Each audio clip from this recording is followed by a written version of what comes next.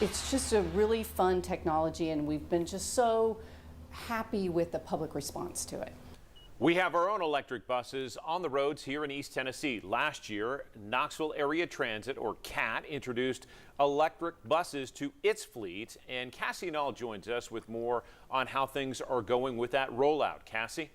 Yeah, John, those electric buses have been on the routes now for about 5 months, and CAT is excited about how those vehicles are reducing the carbon footprint.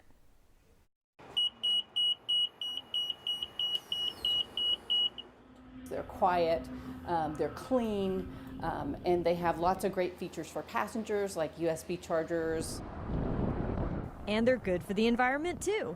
We're talking about the new all-electric buses that Knoxville Area Transit, or CAT, has added to its fleet. General transportation is one of the biggest contributors of greenhouse gases to the atmosphere.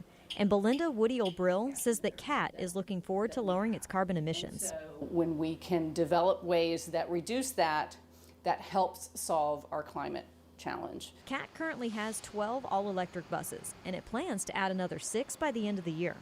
Those all-electric buses emit about 55% less greenhouse gas emissions than their diesel counterparts, and about 35% less than the hybrid diesel buses the CAT also has on the road.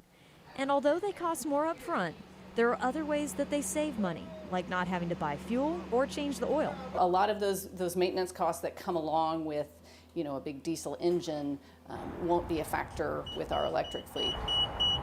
The buses plug in and recharge at the end of their routes. But how long can those batteries really last? A lot of it depends on what route. If there's a lot of hills, if there's more kind of stop and go, it affects the performance of the electric vehicle. And the weather can also be a factor. Outside temperatures determine if they have to run the heat or the air conditioning and can affect battery efficiency. CAT is continuing to collect information every day to find new ways to reduce their carbon footprint. Yeah, it's definitely a learning experience, but we're getting great data, we're learning a lot of stuff, and so we're hoping that this will just be a smashing success. In Knoxville, I'm Cassie Nall. And of course, some of you at home may be wondering, well, what happens if those batteries run out of charge, if they're out on their routes and all of a sudden the juice gets too low? Well, here's the thing.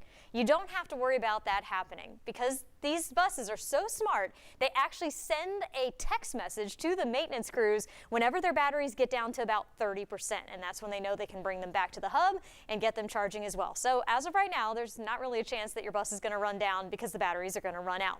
Now, for those of you who already have your own electric vehicles, the city of Knoxville is also helping to reduce the carbon footprint. They have 21 free charging stations around the downtown area. You can kind of see a few of these on the map right here, and you can find more of that information on the city's website. Again, those are free charging stations for electric vehicles, and many businesses around town also have that option as well.